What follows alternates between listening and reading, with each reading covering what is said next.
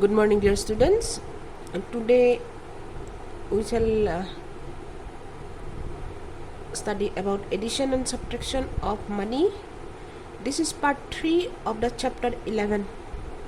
And this is very easy, only the usual way of addition. Here you can see add rupees 53.31 and rupees 65.57. So here you have written the I have written the values rupees 53.31 and rupees 65.57. These two values I have written.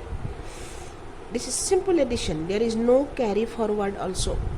Very simple addition.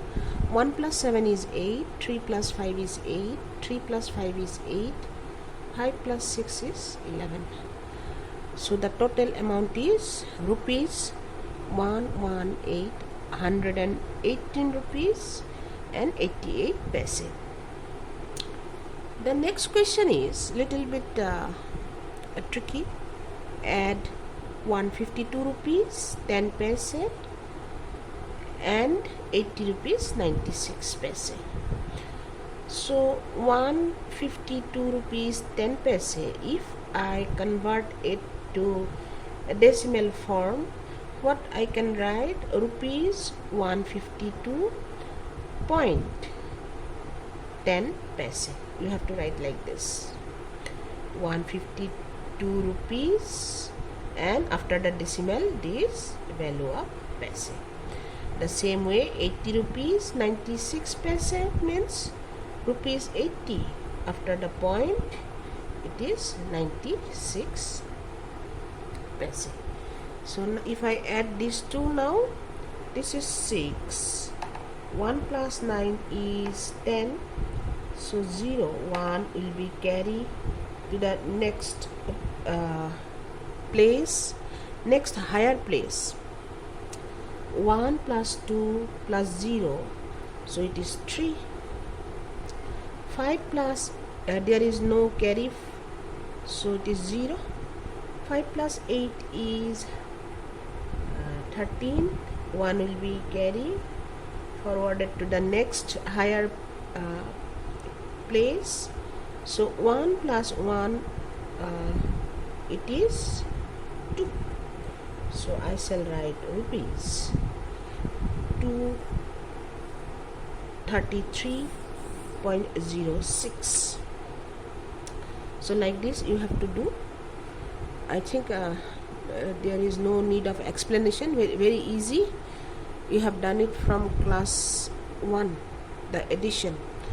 Here what is the difference? You are having a decimal or you are having a point. The addition part is very easy. The subtraction, in the subtraction part you have to be cautious. You have to take care of some points. So in the next part we are going to subtract rupees 159.30 paise from rupees 261.90 paise. So for this is very easy. As usual we do in common subtraction. You can see 0 minus 0 is 0, 9 minus 3 is 6. Here I have to borrow 1. This will become 5. This is 11. 11 minus 9 is 2. 5 minus 5 is 0 and 2 minus 1 is 1. Now next problem is subtract rupees 375 and 25 paise from rupees 450. So we have the paise part and the rupees part. This is our rupees part and this is our paise part. So here you borrow 1, it becomes 10, it becomes 4. 10 minus 5 is 5. 4 minus 2 is 2. Here again you have to borrow 1, so it becomes 10. It is 4. 10 minus 5 is 5. It is 4. 4 minus 7 we cannot subtract because 7 is greater than 4. Again you have to borrow 1 from 4. It will become 14. 14 minus 7 is 7. This is 3 now. 3 minus 3 is 0. That is rupees 75 and 25 paise, like this. So next is subtract rupees 190 and 20 paise from rupees 500. So here you can see that I have to subtract rupees 500, rupees 190 and 20 paise from rupees 500. This is paise part and this is rupees part. I have to borrow from rupees part to paise part. You can see because both the numbers are 0, both the digits are 0. So this is as usual. In the rupees part it will be as usual, but and in the paise part it is as usual, the normal subtraction. But when you are borrowing from rupees to paise, you are borrowing 100 in case of money.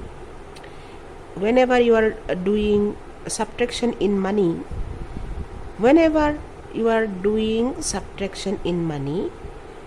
if you are borrowing from rupees part to paise part, you are borrowing 100. Just remember this. So this is usual borrowing. 500, it becomes from 5 I am borrowing 1, it is 4. This is 10, it becomes 10. Again from 10 I am borrowing 1, it is 10 now, it is 9. From 10 I am giving 100. You are giving 100. You are taking 100 from rupees part and it becomes 9. So from 100, this is 0 0, 100 plus these 2 you have to add 100. This 100 plus 0 0 is 100 only. So 100 minus 20 is 80. And from 9 you have to subtract 0. This is 9. 9 minus 9 is 0. 4 minus 1 is 3. So your answer is rupees 309.80. This is how you have to do. I will explain one more example like this. So next one is subtract rupees 509 and 95 paise from rupees 788 and 25 paise. So I separated the two parts. You can see that I cannot subtract 95 from 25. So I have to borrow from rupees part to paise part. How much I have to borrow?